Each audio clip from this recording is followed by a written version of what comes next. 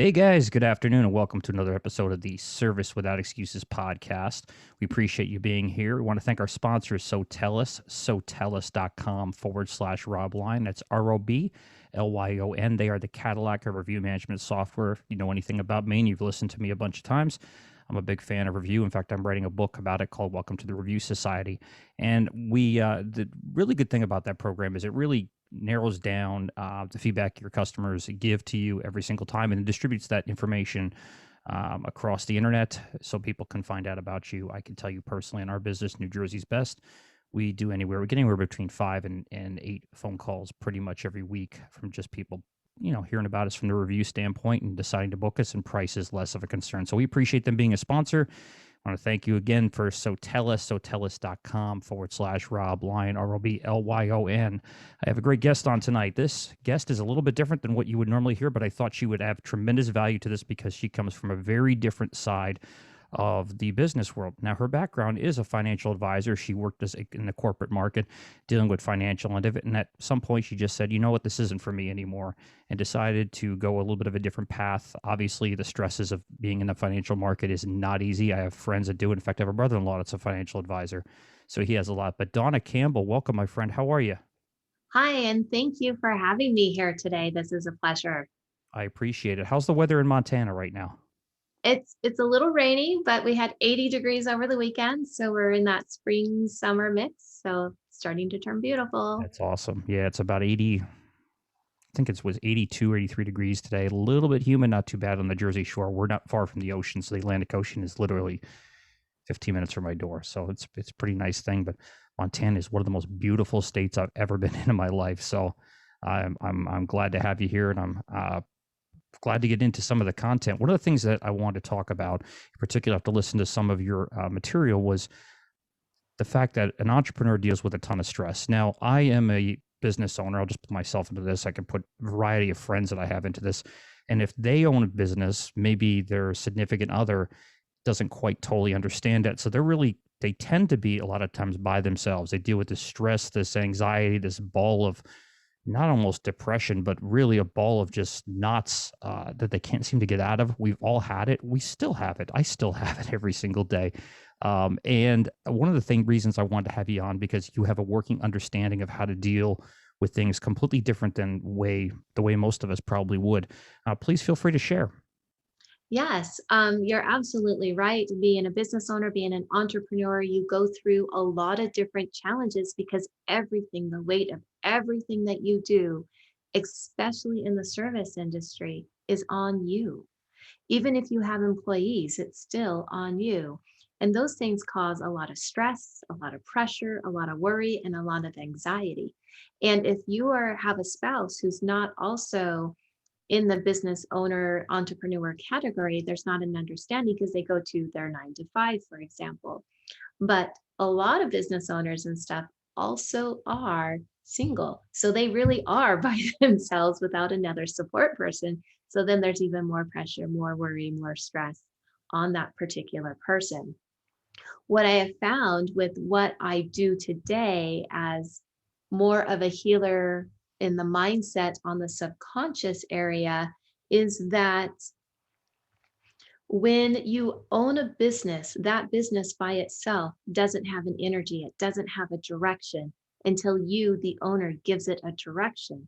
And everything that you are experiencing on the inside of you is what energetically runs your business, because it's like an extension of who you are. So if you're in the state of stress, your business will have a state of stress coming back. But if you're in a state of happiness, your business will have a state of happiness as well.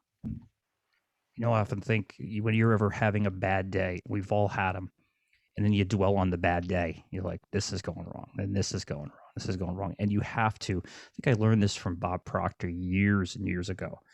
And he had said at that point, just stop and refocus, because if you continue to focus on everything that's going wrong, your whole day is going to follow suit. So I can verify that we have those certain days. I usually call Mondays because that's what they tend to be. A Monday can be any day, actually. But you have, when something goes wrong, and something else goes wrong, and something else goes wrong. It could be traffic. It could be people, customers being, a little bit irritable about different things. No matter what your best interest is, you're still going to run into these things, but they seem to pour on over and over until you suddenly decide at one point, enough of this. I need to make a change. Yes, absolutely right. And that's exactly what happened to me. I was a financial advisor and a managing principal of the investment firm, and I was responsible for $500 million of other people's money. So let's talk about stress and pressure for a Mhm. minute. But what that did after that decade of service was my health went down. I wasn't able to digest food for about 2 years. Oh my And God. then when I was beginning healthier, my marriage ended out of infidelity and anger. And then that left me financially devastated being a single parent of two children. Mm. And all of those things happened within 5 years. So, of course, I left the financial services industry because all of those things had me in common. So, I started looking at and seeing what it was about myself that I needed to change.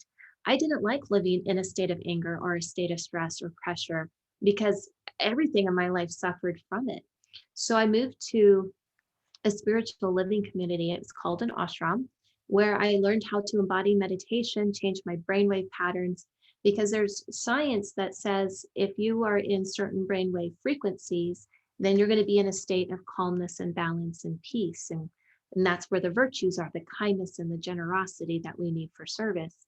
And that's why I went to the ashram and I studied science and the physics and the math and all of those things that come along with it to understand how our brain really works and how to do what I do today to make those subconscious changes for myself, for other people, to align, to take out the stress, to take out the anxiety, to take out the subconscious energy, to put it in alignment with who the business owner really is so they can gain infinite prosperity 100% of the time.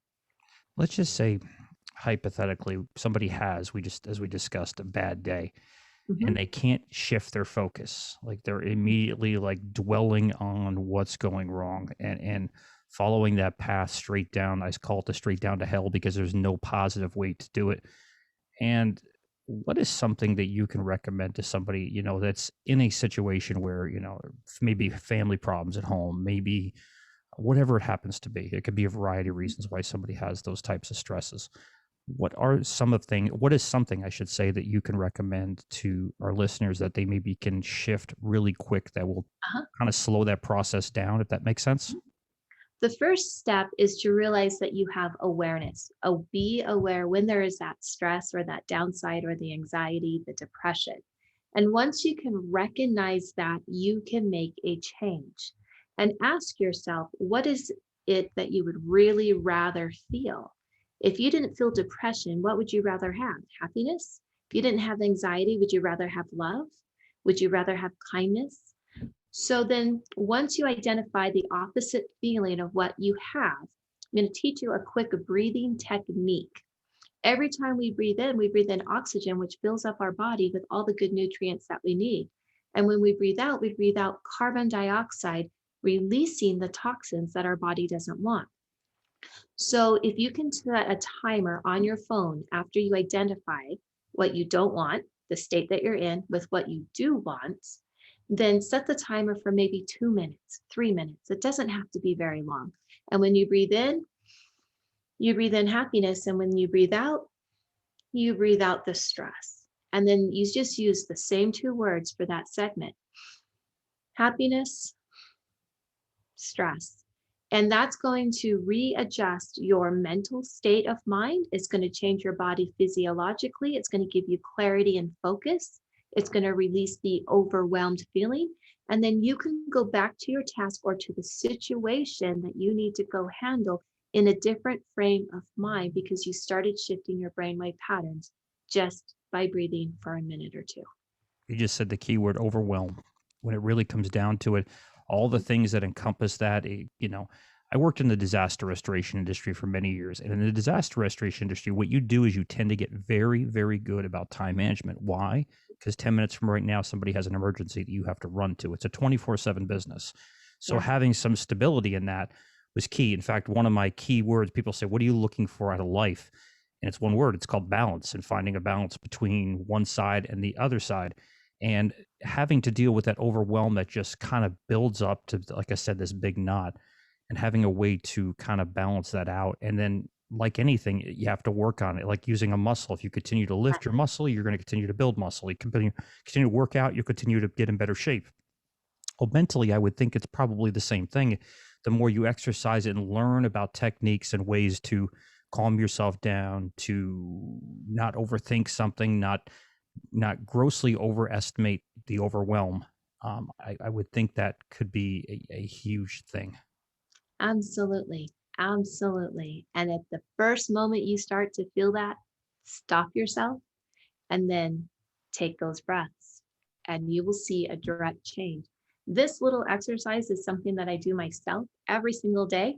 About every 2 or 3 hours, I stop and I do it because my schedule will run back to back to back to back without like a minute or two in between sometimes. And it's like, you just got to take that extra moment.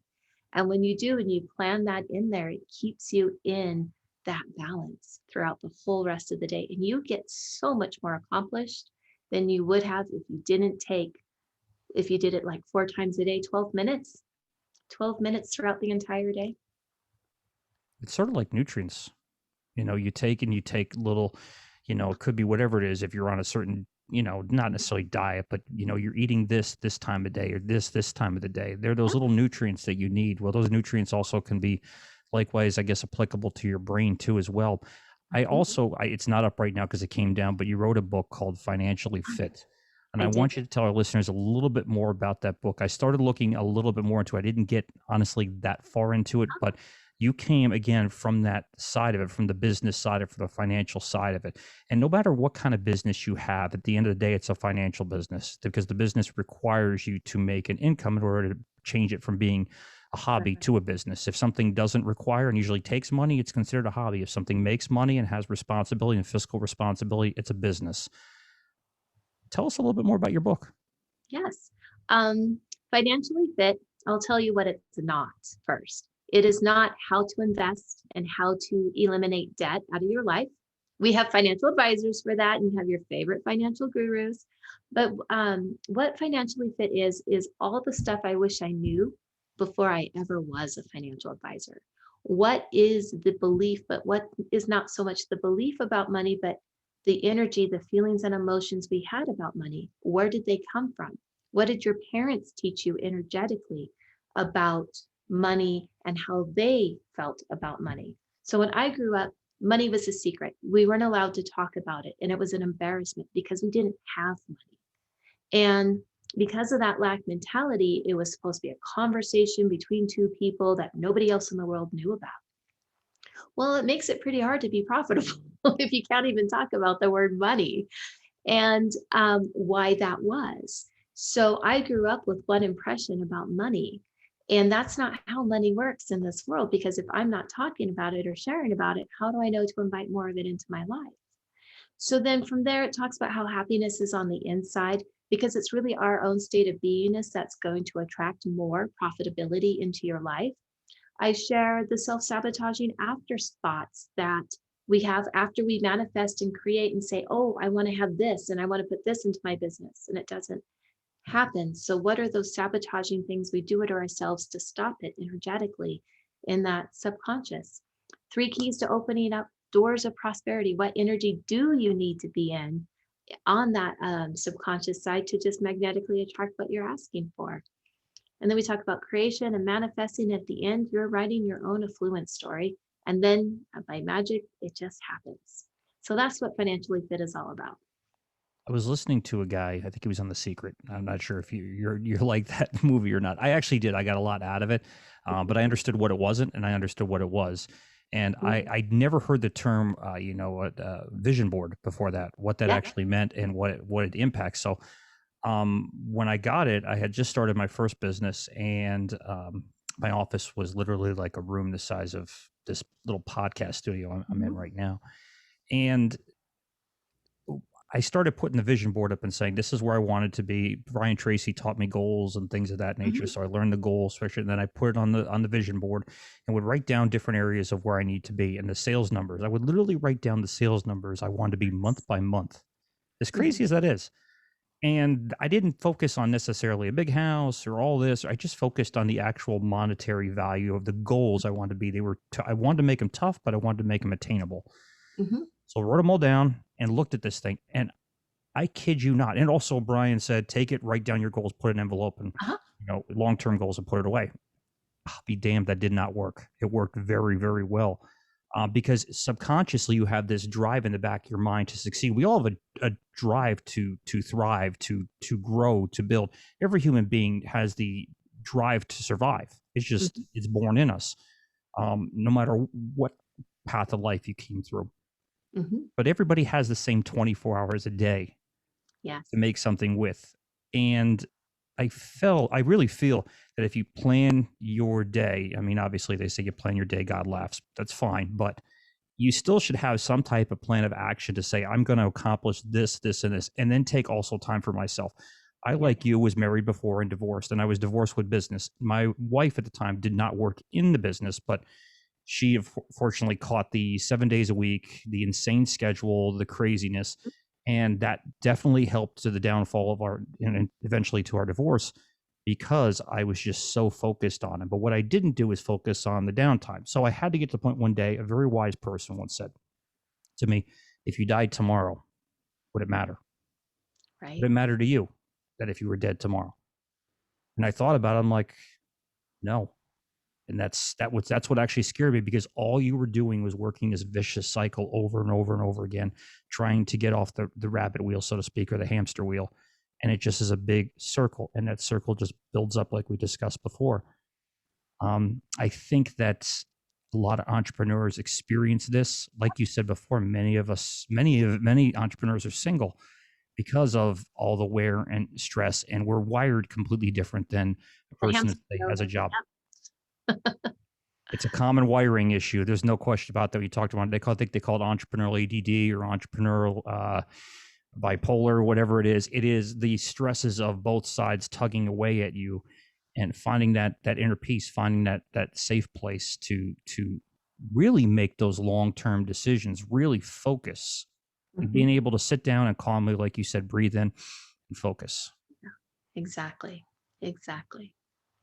So I really appreciate your information on here today. What are some suggestions you might want to give to some people? And also, I want them to be able to find out a little bit more about you. And of course, I'll put some links to your website in the show notes too as well. But I want them to be able to find out a little bit more, because again, you're a completely different resource than I've had at all on the podcast. And I get a lot of people, as you probably do, that message you and say, I think I'll be a good fit for the podcast. And unfortunately, many of them aren't, because it just doesn't have a tangible value. When I read your bio, I went, yep, definitely 100%, because Yes. you understand like I said, the financial end of it, but you also understand the emotional side, the side that drives at everybody, that really breaks people down.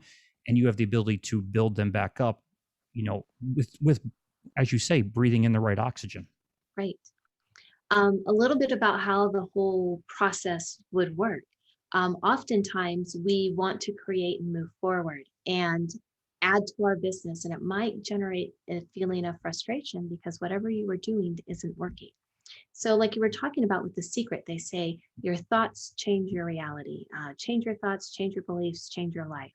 We all hear those. It all comes down to the law of magnetism, or excuse me, the law of attraction with that.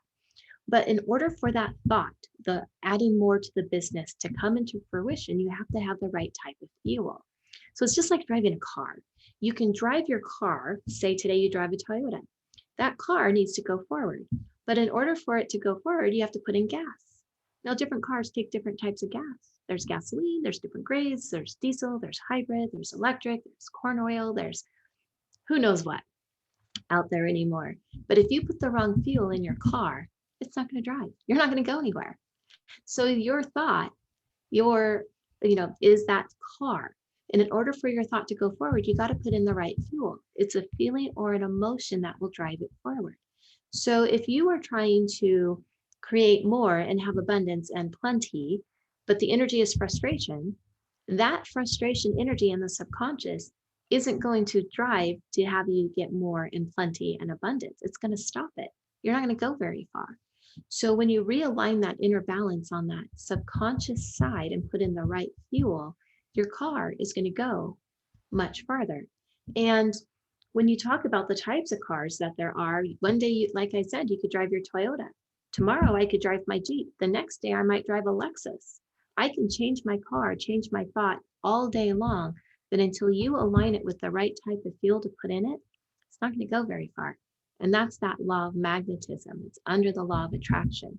So everything in The Secret is very, very good, but we want to take it a step further and understand what energy, what emotion or feeling we're putting into that. And if we feel stress, that's your conscious awareness. There's something underneath that stress that's driving it that we need to find, to shift and change so that stress can be completely eliminated.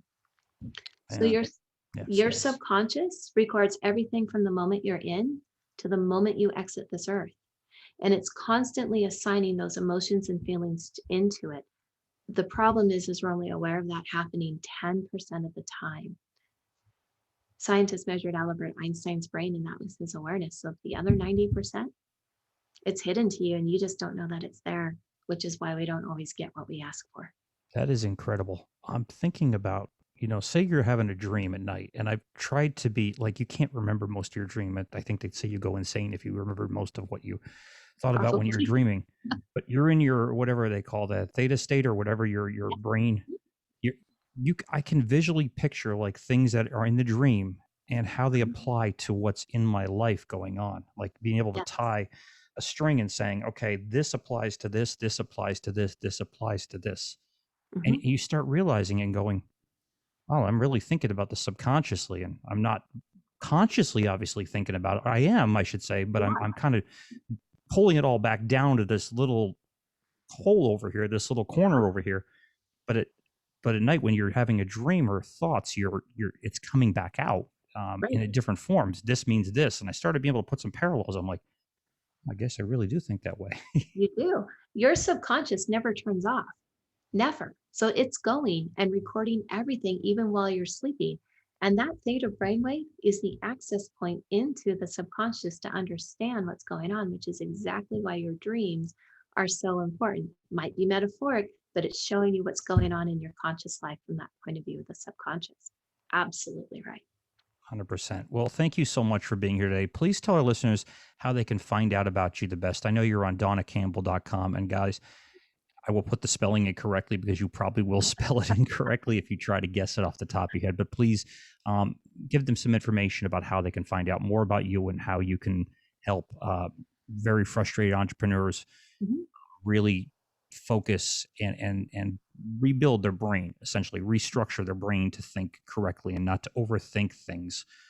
I like to say over time, I'm a lot better at dealing with stress now at my age and all the years I've been doing it than I was when I was younger and probably more hot-headed. But there's still a better way to go. You finally have to get old to get a little more mellow. Yes. So Dawnacampbell.com on the website is one of the best places. You can contact me directly from there through email, but you can also find me on Instagram and direct message me there at Dawna Campbell, or I'm on Facebook, I'm on LinkedIn. So anytime you direct message me, I will message you back and answer your questions for you. And guys, remember it's Dawna, Dawna, not Dawna, Donna. It's Dawna. Campbell, which is really cool. I have not ever met a Dawna that way before, so it's very much a pleasure meeting you. And I appreciate the information you've given us. It's definitely, it's a serious issue, and it's especially coming out of everything that's been crazy the last year and a half with COVID and the stresses of that, and people sometimes having their businesses completely split apart, and having every bit of anxiety and frustration and anger and angst and just the worst feelings in the world because it's out of your control. You can't do much about it. And if you had your brain think maybe a little bit different, you won't be as spent, as they call it, or shot. Yes. When you shouldn't be. You should have more energy and revitalized. I would like to take it as when I go away for a few days, could be to Florida, could be wherever, you refocus. You're away from the business. I shut the phones off. I let it go over to office staff. I let it go to online booking. If it's an emergency, call me. If it's not, it better be an emergency. So, you focus your time so you can think, plan, and react rationally. Yes. What Dawn is talking about here in this podcast episode is how to retrain your brain to calmly and rationally have a thought. So thank you so much. Any last words you want to give to us? Oh, I'm going to share a mantra with you that I wrote many, many years ago when I left the financial services industry. I went through all of my life transitions because it helped me through all the tough times. And it even helped me this whole last year with the pandemic and everything. It is trust and you will see, believe and you will know, have faith, all is well. Follow your heart and spirit will lead you. It's beautiful. Thank you. Thank you very much for sharing it. Thank you again for being a guest. Again, her information will be in our show notes. We appreciate you very much being here today, and we'll talk to you soon. Don't hesitate to reach out to Dawna, Dawna Campbell.com. Thanks again. Thank you.